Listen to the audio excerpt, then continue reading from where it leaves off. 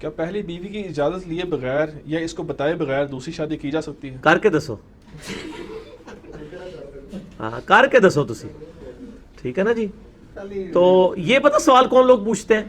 یہ وہ لوگ سوال پوچھتے ہیں کہ جنہوں نے اپنا دوسرا نکاح چھپانا ہوتا ہے.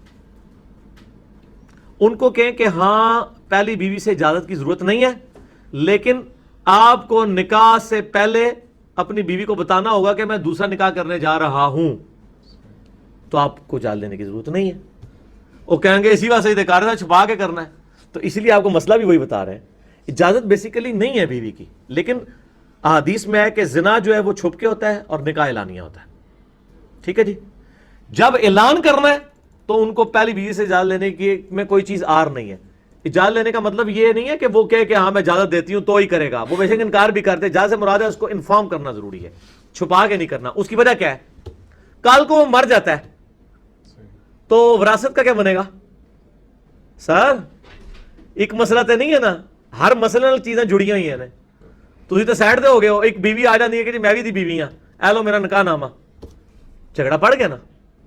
تو وہ جو جھگڑے ہونے ان کو اوائڈ کرنے کے لیے نکاح اعلانیہ ہوگا. ٹھیک ہوگا جی. ٹھیک ہوگا. کیا قرآن و حدیث میں ایسی بات موجود ہے کہ زنا قرض ہے جو دنیا میں پورا ہو جائے گا؟ جھوٹ ہے، بالکل جھوٹ ہے. اگر کسی نابالغ بچی سے زیادتی ہو جائے اور اس کے والدین کو کچھ ہفتوں بعد پتہ چلے کہ وہ اس زیادتی کی بنا پر حاملہ ہو گئی ہے، تو اس میں پھر والدین کو کیا کرنا چاہیے؟ ضائع کروا دیں یا؟ یہ مشکل سوال ہے یار. علماء سے مشورہ کریں، اس میں اجتہاد ہی کرنا پڑے گا کس لیول تک ہے. اس کا جواب تو میرے پاس نہیں ہے، میں اس کو لیفٹ کرتا ہوں. ایک لڑکا اور لڑکی زنا بے رضا کرتے ہیں اور بعد میں کسی ایک کو ہدایت مل جاتی ہے تو وہ آپس میں شادی کر سکتے ہیں؟ بعد شادی تو بعد میں کر سکتے ہیں، لیکن جو اگر اس زنا کی وجہ سے بچہ ہوا ہوا نا جو، وہ وراثت میں حقدار نہیں ہوگا. شادی کے بعد بھی وہ نہیں ہوگا، ظاہر ہے. وہ تو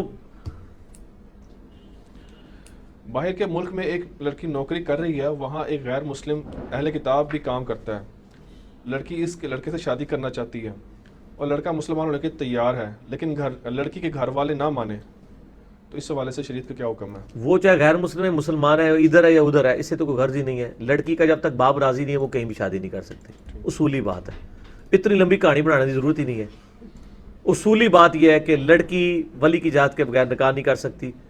کنواری لڑکی مطلقہ ہے یا بیوہ ہے اس کو اجازت ہے. وہ بخاری میں حدیث ہے. ذہنی مریض لڑکے کے ساتھ نکاح کرنا کیسا ہے؟ حرام ہے. نہ مرد ہو یا ذہنی مریض ہو، وہ نکاح اسٹیبلش ہی نہیں ہوگا. اسٹیبلش نہیں ہوگا؟ نہیں ہوگا اسٹیبلش. غلط ہے. ہاں جی ظاہر ہے. تو یہ تو آپ دھوکہ کر رہے ہیں نا اس کے ساتھ. یہ تو ایک خاندانی زندگی کو وجود بخشنے کا نام ہے نا. ٹھیک ہے نا جی. تو خاندانی زندگی تو وجود نہیں پائے گی اس کے تحت. لیکن علی بھائی ایک اس قسم کے کیسز آ جاتے ہیں کہ دونوں ذہنی مریض موجود ہیں، لڑکی کا بھی ذہنی معذوری ہے اور لڑکے کی بھی ذہنی معذوری ہے. تو اس سے بڑا ظلم ہے بھائی. جو ذہنی معذور ہے نا اس کے لیے سیکس ایشو نہیں ہے. یہ ذہن میں رکھیے گا. جس طرح ایک خواجہ سرا کے لیے سیکس ایشو نہیں ہے نا، اس میں اللہ نے وہ حیثی نہیں رکھی ہوئی ہے. تو وہ پاگل جو ہے اس کے تو احساسات جو ہے وہ جبلی جو چیز ہے وہ اس کی وہی ہے جو یعنی کھانے پینے کی ضرورت ہے اور پیشاب ہے. اس کو تو وہ اس طرف معاملات اس کو تو کلیئر ہی نہیں ہے چیزیں. ٹھیک ہے نا. اسی لیے آپ دیکھیں خدا نخواستہ جو لوگ پاگل ہو گئے ہیں وہ بعد میں اپنے کسی بھی معاملے کو لے کے چل ہی نہیں رہے ہوتے، اور وہ ان کو تو سمجھ نہیں ہوتی کہ یہ کیا ہو رہا ہے. ایسے واقعات ہوئے ہیں. ان کو تو ان چیزوں کی سمجھ ہی نہیں رہتی. پھر یہ جس کا دماغ کام کرتا ہے نا اسی کے دماغ میں فطور آتے ہیں. یہ والے جس کا دماغ نہیں کام کر رہا ہے نا وہ صرف جبلی ہدایت کے اوپر ہوگا، جو وہ موٹی سی کھانا پینا اور پیشاب وہ کرتا رہے گا. اور یہ بھی اللہ کا بڑا کرم ہے، ورنہ پاگل بندے کو اگر یہ نہ پتا چلے کہ میں نے کھانا کیسے ہے تو سارے پاگل مر جاتے. آپ دیکھیں پاگل کھاتے پیتے بھی ہیں، پیشاب بھی کرتے ہیں.